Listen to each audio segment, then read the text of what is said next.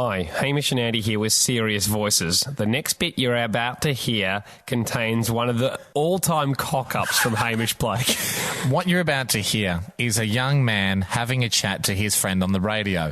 He's having a laugh. In the course of this laugh, he accidentally mentions something about the book Twilight, which turns out to be a major plot point of one of the books. It could be the third or fourth, I don't really know. I don't care. If you're reading any of the Twilight series and you're worried about a spoiler, do not go on to this next bit, but skip 3 minutes ahead. Enjoy. And you mention the words Twilight, Robert Pattinson, or Edward Cullen to any girl, pretty much I'll say under 30, and you get a screaming, gibbering mess. Yeah, see, I didn't even know. Someone was telling me about Edward Cullen the other day, and I went, oh, that jazz pianist that came out. Yeah, he's good.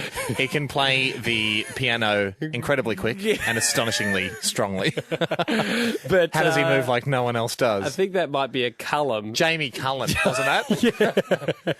Who I would say is maybe enjoying a 1 or 2% rise in popularity through people incorrectly assuming he's the vampire, as you have just done.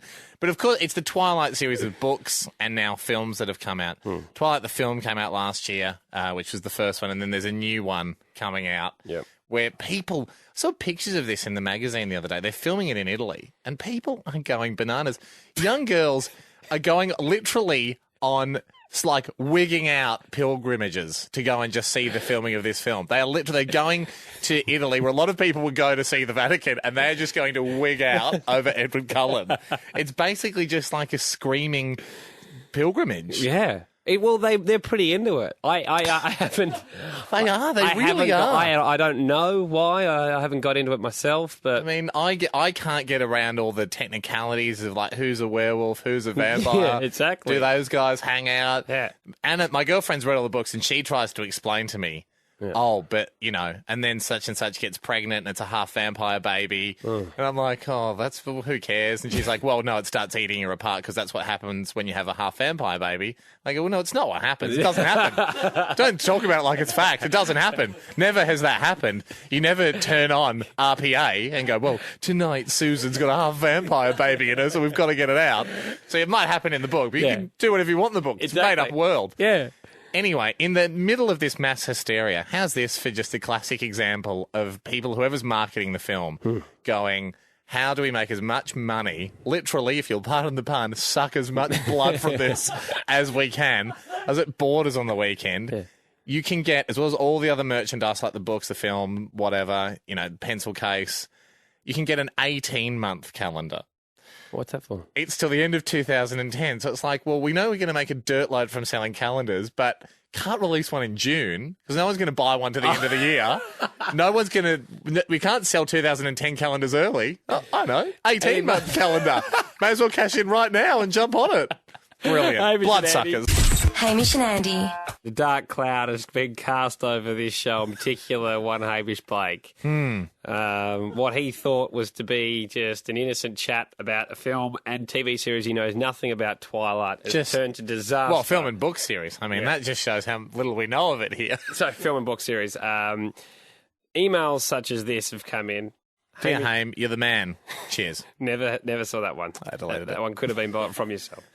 H&A. What the... swear word. I've been reading that stupid trilogy for 2 weeks now, almost done with the second book, and Hamish goes and ruins it all. You did give away a serious plot twist. Where was the warning? We're not going to say what I said now. No. I didn't realise that this... All I'm doing is repeating some things I've heard my girlfriend squealing about with her friends. Turns out one of those things was something to do with an important bit of Twilight. That email was from a guy. This one wasn't. Which is interesting. To Neil. Yeah. You gave away the end of the Twilight series book. Yeah. Colon. You're the best. And a bracket. You're the best. That's crying. Thanks heaps. Not. Which I quite like. Very good to see a bit of a not joke come in. Hamish, haven't you learnt yet? Just never mention Twilight. That one's coming from Faith. How's this? From Stephen, Stephen Allpress. Yeah. Give him hell, Haim. I'm another victim of the Twilight fallacy that's plagued the world of women ages between 15 and 30 years. Every day I have to compete with a sparkling albino who doesn't even exist. please keep blasting Twilight. You're not making this better for yourself, mate. I'm just saying, hey, Steve, go easy, mate. You know? I'm really sorry. Look, I gave away something from the book, not even knowing that I was giving anything away. I thought everyone would know what's... It's like going, oh, there's some magic in the Harry Potter books. Oh, you gave it away, you bastard. Lauren on 131060. It would be fair to say, in hindsight, that what you gave away... It seems I could like see how that would be a great part of the book to be looking forward to, but I didn't know it was an important part of the book. How do you feel, Lauren? Oh, I've actually read the books, but my friend's just about to read it. I can't believe Hamish gave away the ending. Don't say what it is. And I didn't even know that was the ending. From what I could tell from what my girlfriend was carrying on about, they go into heaps of stuff after that, don't they? You've given away about, like, the major plot line of the last book. Yeah, but, you know, with security these days and blogs, you're going to probably hear it anyway. I mean, you know the Titanic sinks. It's still a great film. Lauren, thank you. Dario, you're in the car with your girlfriend, mate? Yeah, it was so funny. I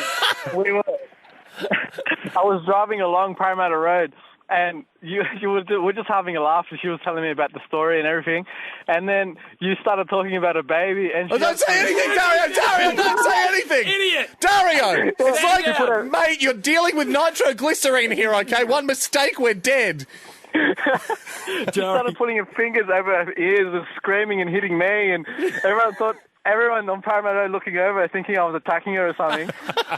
It was so funny. Well, Dario, look, I've learnt my lesson. That cannot be spoken about now because it's, you know, it's a serious issue, and I understand a lot of people are hanging out to read a particular part of the book. You know what the worst part is? At her work, some people told her that there could have been a baby, so she was still a bit iffy about it. Dario! Get rid of Dario, because we're going to get sacked. Okay. Okay, Dario's had to go. Well, there's been security breaches left, right, and centre. This is not why we brought it back up. I understand, Dario. Did we dump? No. I thought we dumped. I thought we used the button we used for swear words.